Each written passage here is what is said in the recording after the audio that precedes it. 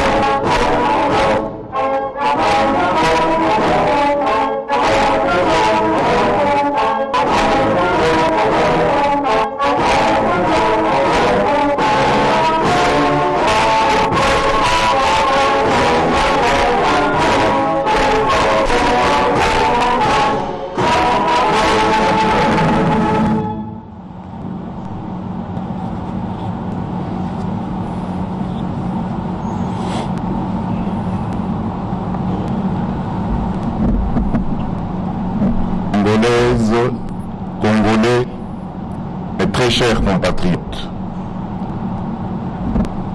comme je vous l'ai promis le 23 octobre dernier, me voici devant vous pour vous rendre compte des résultats des consultations que j'ai engagées depuis le 2 novembre dernier, ainsi que des décisions qui en découlent. Près de 3 semaines durant, avec les représentants des différentes forces politiques et sociales du pays, j'ai eu le privilège d'aborder les sujets les plus préoccupants pour l'avenir de notre pays. J'ai recueilli des mémorandums, cahiers de charges, notes, projets et autres courriers, aussi bien individuels que collectifs. J'ai été impressionné par la clarté des analyses et recommandations de mes différents interlocuteurs. Une fois de plus, j'ai ressenti l'immense douleur, doublée de révolte, de compatriotes, face à la situation d'instabilité, de guerre larvée qui perdure dans une partie du pays. J'ai été anéanti par les témoignages renouvelés des victimes d'atrocités. J'ai mesuré la soif, exprimée par tous, d'une démocratie exemplaire et d'un véritable état de droit. J'ai compris que notre peuple et la majorité de ses élites ne supportent plus d'être pris en otage par le cancer de la corruption, des traitements discriminatoires, des discours creux et démagogiques. J'ai ressenti la lassitude de nombre d'entre vous, toujours plus impatients de voir des résultats concrets sur le front socio-économique changer leur quotidien et celui de leurs enfants. J'ai pris bonne note des attentes précises de chaque catégorie consultée, ainsi que celles spécifiques aux différentes provinces. J'ai aussi été marqué par votre reconnaissance des efforts consentis pour trouver des solutions aux multiples problèmes auxquels notre pays fait face. J'en suis d'ailleurs regaillardi. À tous ceux que j'ai eu l'honneur de rencontrer, j'adresse mes remerciements les plus patriotiques. Je remercie également chacun d'entre vous qui n'avait pas pu participer directement à ces consultations, mais qui avait manifesté un grand enthousiasme pour cet exercice démocratique. Je suis très fier de constater que les uns et les autres partagent largement avec moi les mêmes aspirations pour notre pays. Tous veulent voir émerger un Congo nouveau, entamant résolument sa marche vers le progrès. Mes chers compatriotes, la responsabilité qui est la mienne est de rassembler tous les Congolais et de les faire progresser. Le devoir constitutionnel qui m'incombe est celui d'être garant de la nation et d'assurer le bon fonctionnement des institutions de la République. Nous traversons en cette période un tournant décisif de notre construction démocratique. Ce moment nous confère un devoir collectif, celui du sursaut. Un vrai sursaut démocratique que nous devons porter partout sur notre territoire pour anéantir les desseins des cyniques, pour réveiller les somnambules et pour barrer le passage à celles et ceux qui portent la haine et la honte dans notre pays. Je veux le faire avec vous, autour des principes, des valeurs et d'actions. Action pour le redressement moral de notre nation, pour sa réhabilitation sécuritaire, économique et sociale. Pour atteindre chaque Congolais dans son vécu quotidien et que, in fine, personne ne soit laissé pour compte. Chers compatriotes, je vous ai consulté, vous m'avez parlé. De tout ce qui m'a été rapporté individuellement ou collectivement, il se dégage une large convergence de vues au niveau national sur les questions essentielles. Vous m'avez parlé de la paix et de la sécurité. J'ai retenu comme proposition établir une administration appropriée dans les zones en proie à l'instabilité et au conflit, le cas de Beni et de Butembo notamment, impliquer davantage les communautés des zones affectées dans les processus de pacification, proscrire strictement l'incorporation des rebelles au sein de l'armée régulière, appliquer rigoureusement les dispositions pénales contre le viol, lancer dans les meilleurs délais la campagne Tolérance Zéro contre les violences basées sur le genre, consacrer plus de ressources à la prise en charge des victimes d'atrocités, exercer notre devoir de mémoire par des symboles, actes et initiatives pérennes afin que telles calamités ne reproduisent plus, recourir aux instruments de justice transitionnelle pour bâtir le chemin de la réconciliation et de la paix, obtenir de la communauté internationale et des Nations Unies en particulier le soutien à l'initiative visant l'établissement d'un tribunal pénal international et de chambres spécialisées mixtes en République démocratique du Congo.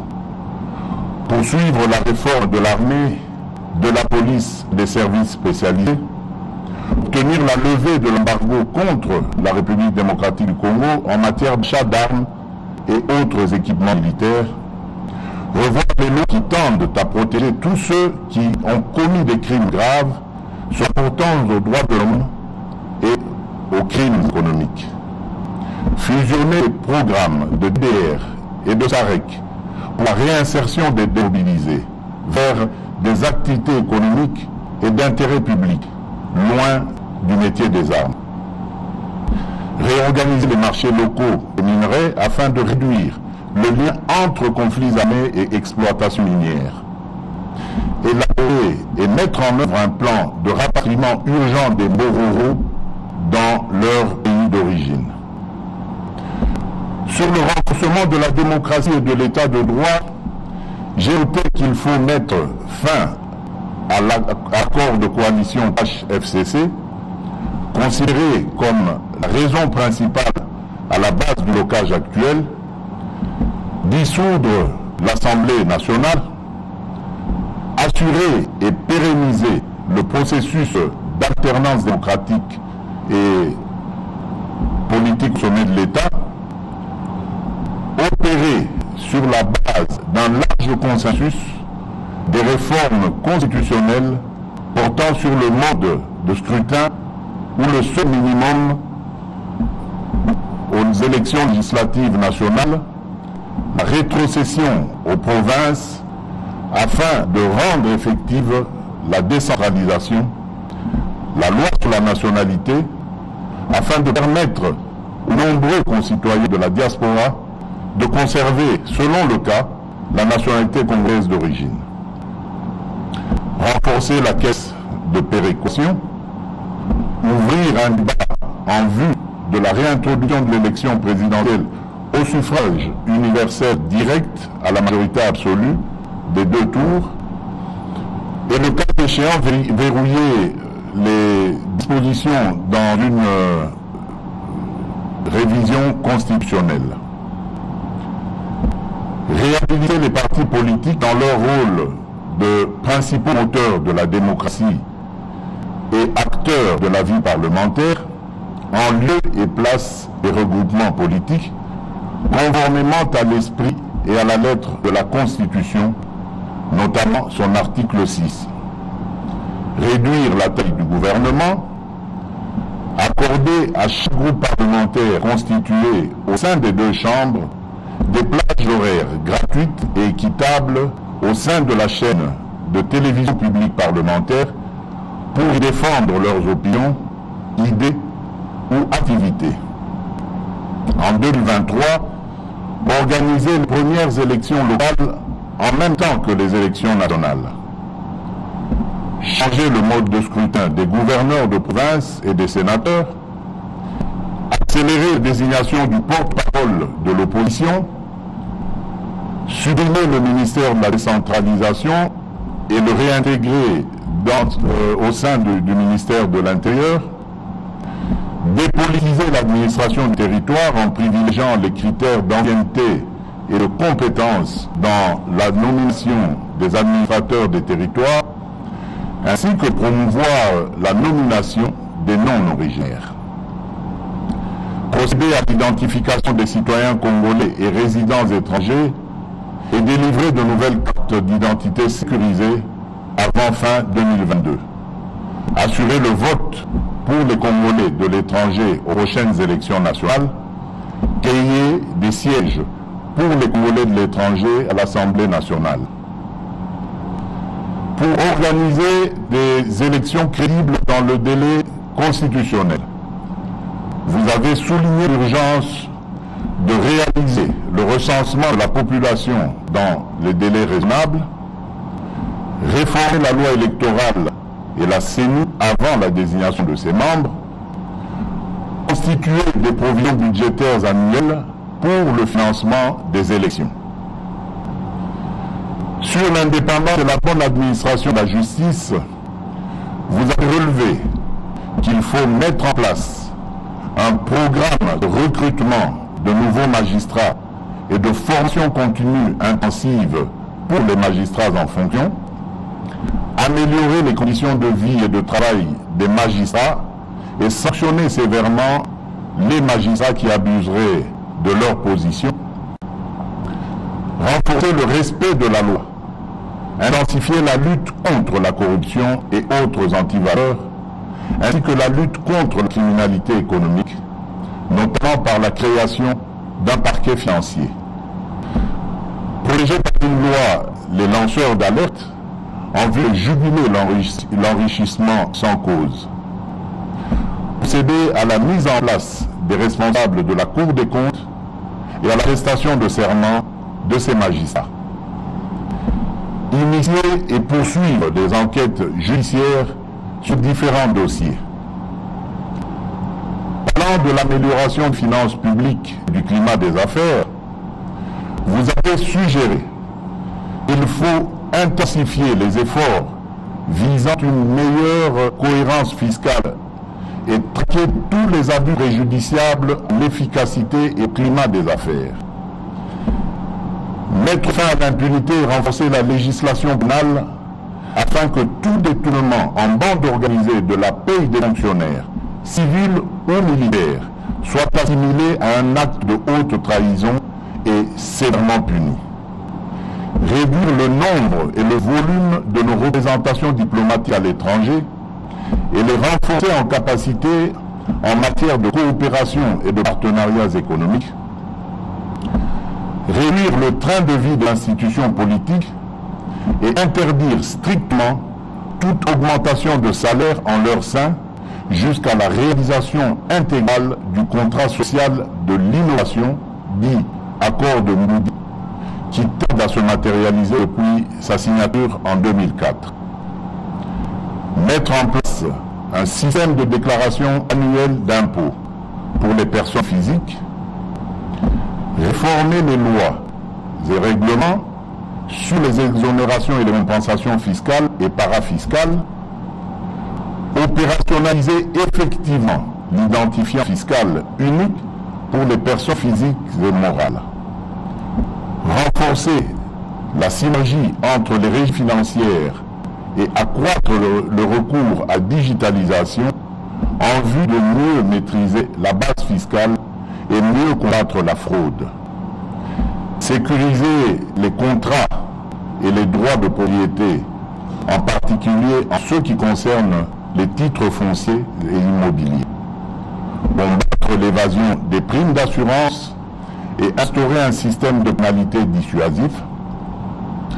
Renforcer le contrôle des structures et prix des produits de base et sanctionner toutes les formes d'abus conduisant à des hausses injustifiées des prix aux consommateurs ou un manque à gagner à l'État. Créer une véritable banque nationale de développement, créer une banque agricole en vue de répondre aux besoins spécifiques de financement de ce secteur, créer une banque de l'habitat en vue de promouvoir le crédit hypothécaire en République démocratique du Congo, accélérer la mise en place de dispositifs de contrôle en vue de mettre fin au coulage des recettes à nos différentes frontières, diversifier notre économie par le développement de l'agriculture et la création de zones agro-industrielles, faire émerger au budget de l'État certaines catégories de recettes, notamment les bonus réalisés par les entreprises étatiques, poursuivre la politique de stabilité du cadre macroéconomique. Pour mieux planifier notre développement et bâtir nos infrastructures, vous avez souligné la nécessité de procéder sans délai à l'application du Plan national stratégique de développement, PNSD, le rendre plus centré, plus opérationnel et la sortir d'une liste de projets et d'actions prioritaires. Donner chaque province d'un plan de développement local cohérent en phase avec les priorités nationales et assorti de capacités pour sa mise en œuvre. Réécrire la loi sur le petit commerce afin de garantir l'exclusivité nationaux, valoriser et protéger nos actifs miniers grâce à un programme de certification minière en vue de mieux soutenir le financement de nos infrastructures et la mise en valeur de notre économie. Construire davantage de logements sociaux, renforcer les règles de construction et d'urbanisation, renforcer la lutte anti-érosion sur l'ensemble du territoire national, réformer la loi sur les marchés publics pour la rendre mieux adaptée aux contraintes et spécificités nationales et faciliter l'exécution rapide et fiable des projets, finaliser le cadre légal de mise en œuvre des partenariats publics-privés pour permettre l'accélération des réformes et des grands projets de développement du pays, renforcer la culture et la pratique de l'évaluation à tous les niveaux y compris pour les membres de la présidence, du gouvernement central, du gouvernement provinciaux et les mandataires publics. Fixer des objectifs précis de desserte des populations en eau potable, en énergie électrique, en infrastructures de transport et en assurer un suivi rapproché au plus haut niveau du gouvernement. Promouvoir l'écologie et la protection de l'environnement, organiser dans les prochains mois, dans un format à définir, une conférence des bailleurs de fonds publics et investisseurs privés pour la mise en œuvre rapide et efficace des priorités nationales. Afin de promouvoir l'émergence d'un Congolais nouveau, en investissant davantage dans le capital humain, vous avez proposé de concrétiser la promesse de la couverture santé universelle par sa mise en œuvre immédiate et progressive, construire et réhabiliter les hôpitaux et les centres de santé, financer les recherches médicales et médicinales, promouvoir l'industrie pharmaceutique locale et le recours aux médicaments génériques, assurer un suivi plus rigoureux de la mise en œuvre de la gratuité d'enseignement primaire et la suppression de la prise en charge par les parents et en rendre régulièrement compte, traquer et punir sévèrement tous les abus et actes de sabotage dans le domaine. Combattre la corruption dans les écoles, instituts supérieurs et universités, rendre efficace le cadre déontologique des enseignants, améliorer la condition de vie de l'enseignant, promouvoir l'enseignement technique et professionnel par un dialogue renforcé et des actions concertées avec les acteurs du secteur privé et de la société civile, redynamiser le système de gestion des bourses d'études nationales et internationales, réviser les programmes scolaires d'enseignement national, promouvoir la culture, les arts et les sports comme vecteurs de modélisation de l'homme congolais en investissant notamment dans les infrastructures et la réhabilitation de l'économie culturelle. Pour donner de l'emploi et une vraie perspective de vie à la jeunesse, vous avez suggéré de combattre l'exclusion, l'extrême pauvreté et la vulnérabilité partout où elles se manifestent, car les enfants et les jeunes en sont les principales victimes. Mettre en place avec les autorités provinciales et locales une véritable politique multidimensionnelle de lutte contre le désœuvrement des jeunes et le phénomène des enfants des rues. Mettre en place conjointement avec le secteur privé un programme visant la mise à niveau, la diversification et le développement de l'offre de formation professionnelle, y compris l'entrepreneuriat, sur toute l'étendue du territoire national. Accélérer la mise en place du fonds de garantie pour les jeunes entrepreneurs. Garantir par la loi un quota de participation des jeunes entrepreneurs au grand marché public. Adopter sans délai le projet de loi revisitant la loi agricole de 2013. Faciliter l'accès aux fonciers agricoles pour les jeunes producteurs ruraux. Faciliter aux jeunes l'accès aux différentes formes de crédit et à des conditions avantageuses.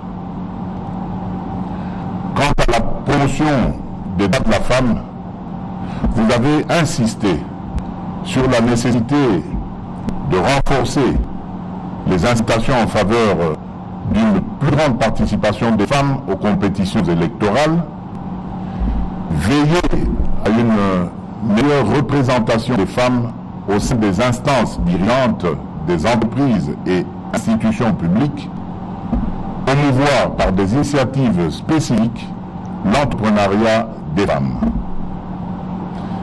Mes chers compatriotes, l'engouement suscité par les consultations ayant dépassé toute révision, Je ne saurais être exhaustif dans cette énumération, car si me tiennent toutes ces attentes, ces interrogations, ces inquiétudes, cette lassitude, cette colère exprimée, mais aussi les sujets de satisfaction ont été pris en compte et ont fait l'objet de ma profonde réflexion.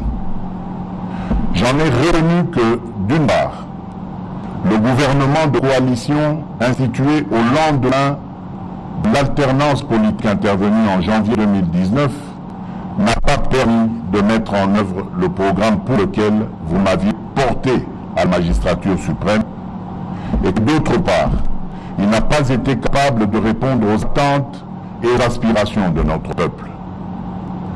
Vous avez un rôle immense pour aider à corriger les excès du passé et veiller à ce que nous ayons un Congo plus efficace, plus démocratique et plus solidaire. Nous y œuvrerons ensemble. Aussi, devons-nous cultiver chaque jour et à chaque instant le vivre ensemble sur les valeurs d'égalité de traitement entre les citoyens, d'équité et de solidarité pour le partage des richesses nationales, ainsi que de justice pour tous. Nous devons également renforcer les piliers de la cohésion nationale et la législation en réprimant plus sévèrement les actes et propos incitant la haine tribale, aux discriminations en tout genre et au séparatisme. Mes très chers compatriotes, cela dit, vos contributions devront conduire ainsi à des profondes réformes. L'âme, la jeunesse et le monde de la culture doivent y jouer un rôle intense. La culture et l'éducation sont les piliers sur lesquels se construit le développement et le progrès, la création et l'innovation. L'implication et la responsabilité des femmes dans ce combat vaut son pesant d'or.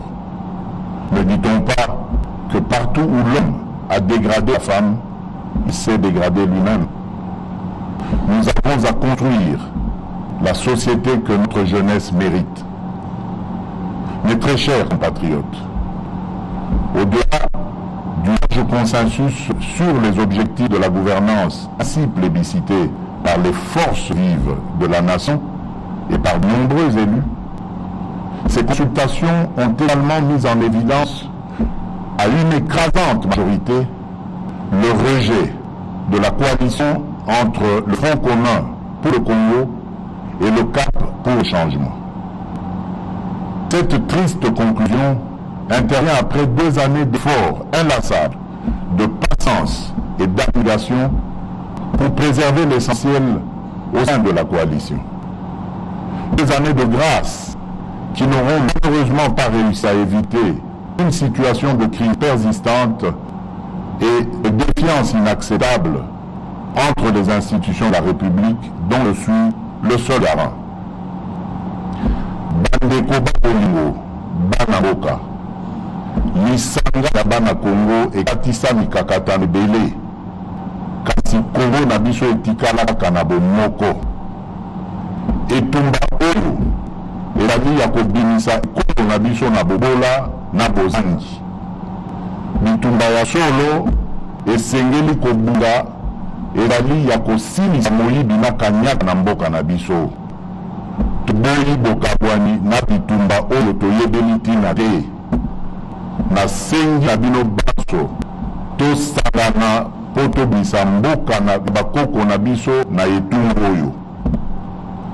Mes très chers compatriotes, ceci n'est pas seulement un discours.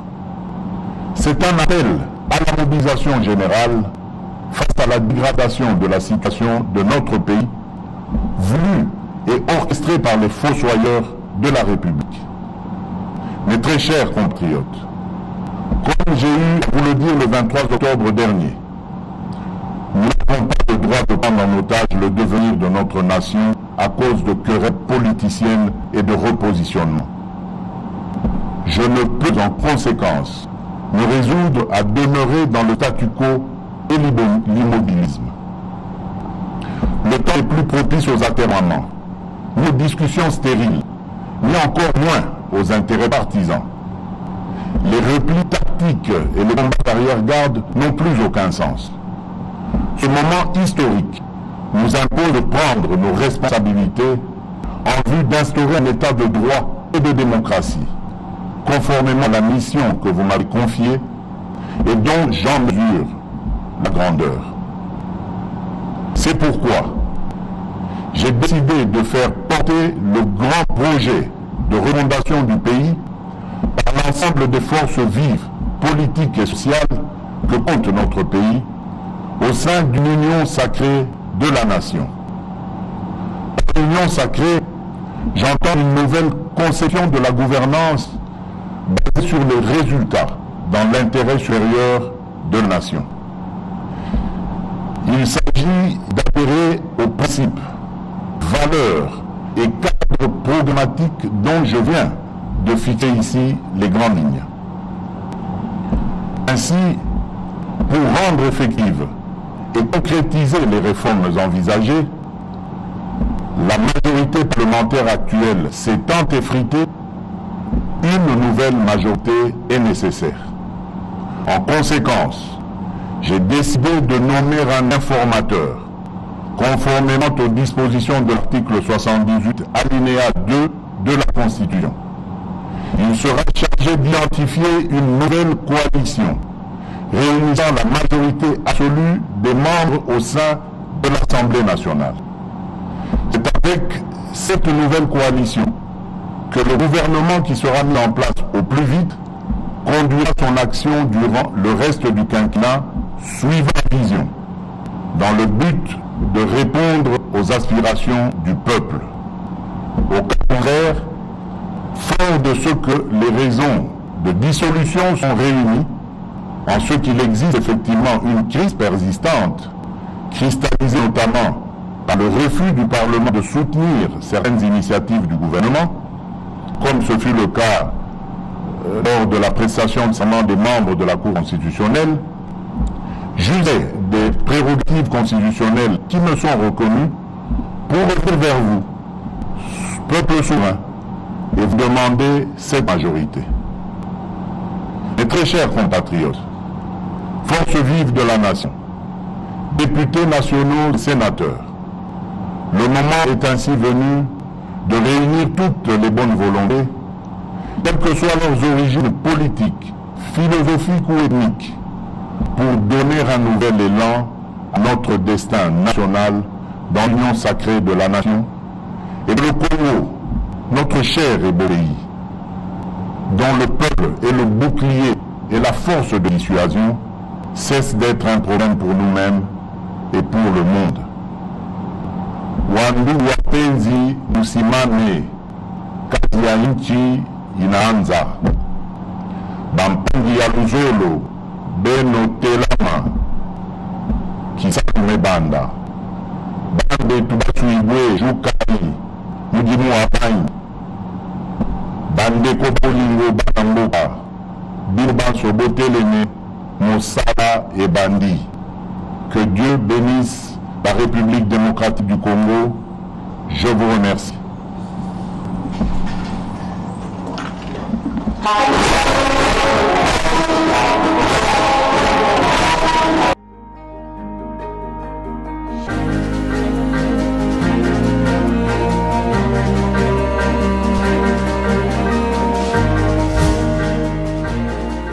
Nabi Network Solutions, oza na posa ya Musala na États-Unis, partout na États-Unis. Contactez biso Bi Network Solutions, oza na Portland, Maine, oza na New York, oza na New Jersey, oza na Massachusetts, oza na North Carolina, oza na Tennessee. Contactez Bi Network Solutions dans tous les domaines. Il y a travail ozoluka, medicine, warehouse, industrial, production, cleaning. Toza wana pour aider bino ya retrouver musala ya bien, na salaire ya bien, ya wage ya bien. Oza na posa ya beta tax au salaire qui na 2020 pour na 2021, donc aider bino pour remplir ba processus nyonso ya tax. Oza en Afrique, oza en Europe, oza en Asie, oza na posa ya investir dans tous les domaines ya business na États-Unis, contactez biso na B@Work Solutions. Oza na posa ya remplir ba dossier personnel ou administratif to ko aider pour remplir ba dossier na nyonso olingi. Na B@Work Solutions, a better job at a better time.